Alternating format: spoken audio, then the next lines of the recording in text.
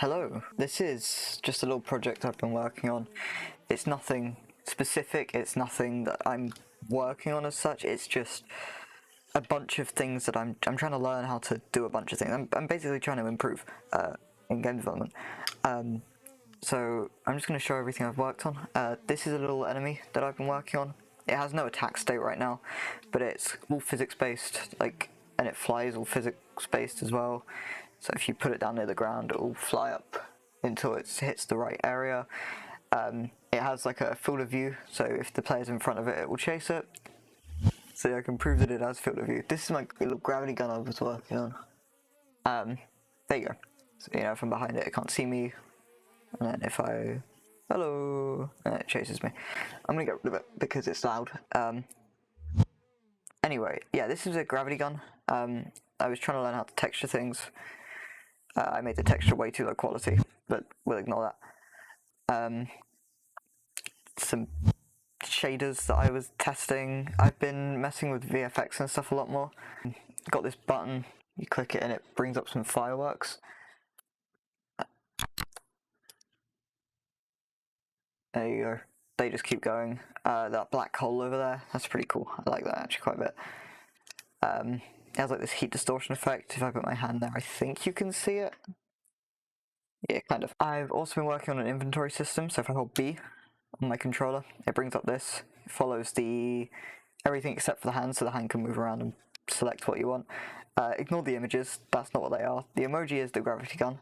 And obviously this is like, it kind of sticks to your hand, you can't let go. I'm pressing grip here, and then pressing B again without selecting anything will grab that. This is just a test to prove that I can easily make objects. It doesn't have a grab point, so it doesn't snap to the hand. Yeah, this all works perfectly though. The gravity gun still works. The only thing I haven't fixed is if you're using the gravity and let go, it keeps gravitying. And this was just a little texture test I did. It is WebGuy VR's coffin. I made this texture from scratch using Substance Painter. I'm just learning how to use that. Same with the buzzer. That's the name of the little animal enemy thing. That was also made using Substance Painter. If this does become a game, it's going to have a heavy focus on movement. So I've got this movement going on here. This movement, this climbing, you can climb literally everything. You can climb the floor if you want. I just like climbing, so I thought I'd make it easy to climb.